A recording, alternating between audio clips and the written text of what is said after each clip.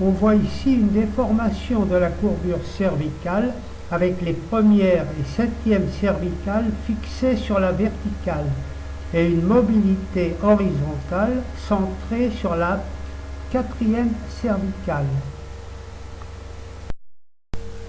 Les premières et septièmes cervicales étant fixées. Cette image vous montre la symétrie discale qui accompagne la mobilité de la quatrième cervicale.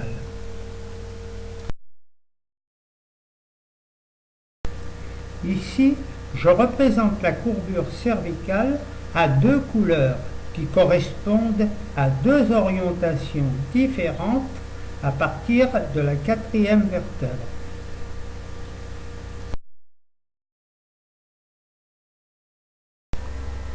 À l'inspiration, vous avez une contraction des digitations du diaphragme complémentaire pour les deux hémithorax, centrée par la contraction des deux piliers anatomiques croisés.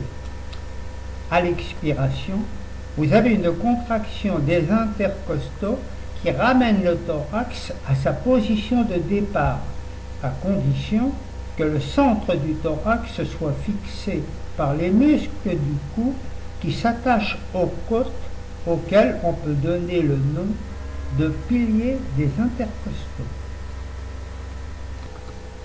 Je montre ici une mobilité de la vertèbre de transition décalée avec une perte de l'orientation verticale des piliers anatomiques des intercostaux et déformation asymétrique des disques.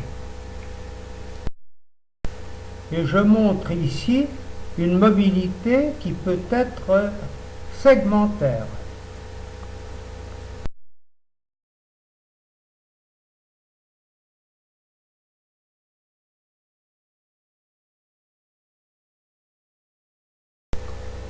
Je représente maintenant la verticale des piliers des intercostaux et des piliers du diaphragme liés à une déformation symétrique des disques de translation associés à la mobilité tibio-tarsienne et à droite une déformation asymétrique des disques.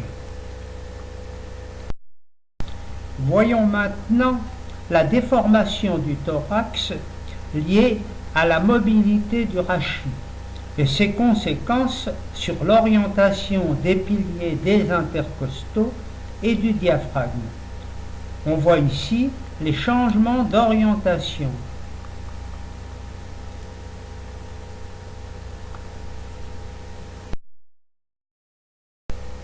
On peut les voir ici associés à des couleurs.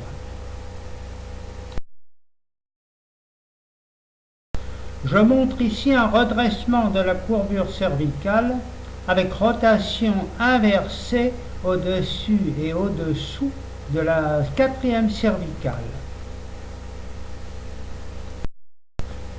Et vous pouvez voir que la verticale des piliers est conservée également dans l'accentuation des courbures. Je présente ici les trois espaces séparément liés à la mécanique du couple diaphragme-intercostaux. Nous sommes ici dans le cadre d'un déploiement uniforme du couple diaphragme-intercostaux.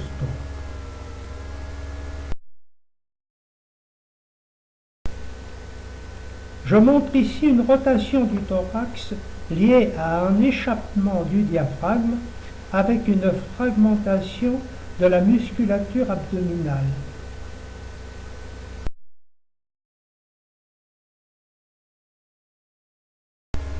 Nous devons évidemment lier l'échappement du diaphragme et la fragmentation abdominale et montrer que les piliers anatomiques ne peuvent plus jouer leur rôle d'intermédiaire à la contraction uniforme des digitations du diaphragme, car leur orientation dépend de la mobilité lombopelvienne.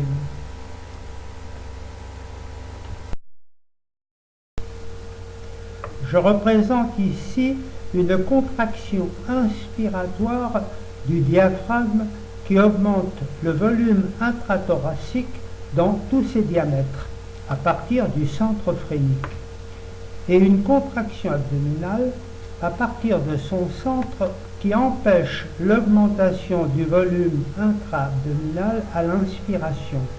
Les deux centres étant liés au vide pleural sont fixes. À partir de ces centres, l'expiration est inversée.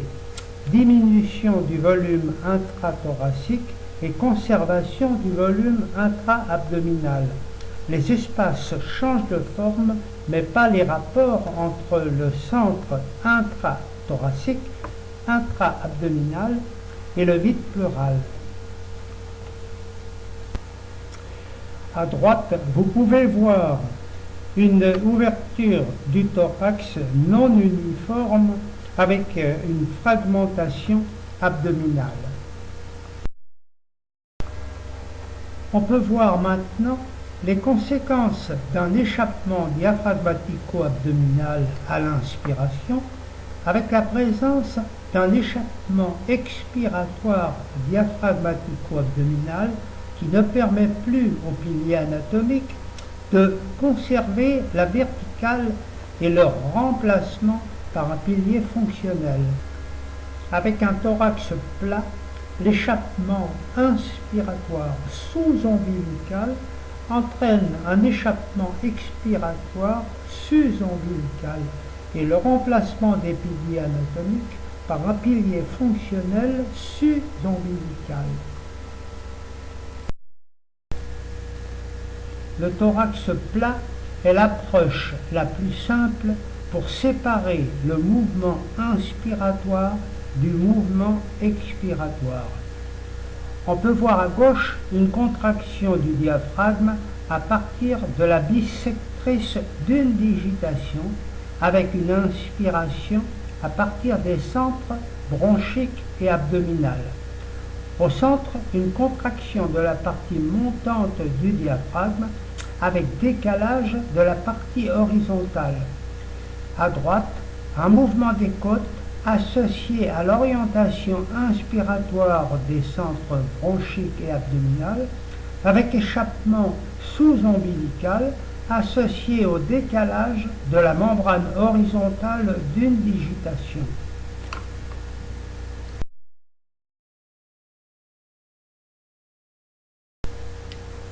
Avec un thorax plat ou épais, on peut voir le décalage des bissectrices lié au mouvement du thorax, ce qui modifie les rapports entre partie horizontale et verticale du diaphragme.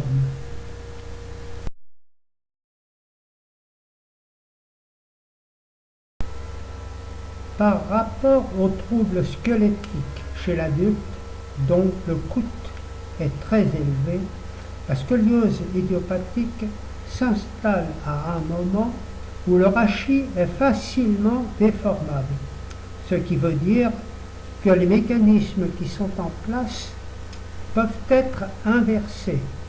La maîtrise des transplantations tendineuses ou musculaires, associée aux moyens techniques qui existent aujourd'hui, à condition de disposer de gros moyens, évidemment, associée à une bonne connaissance des mécanismes diaphragmatico-intercostaux-abdominales, devrait permettre une autre approche de cette maladie.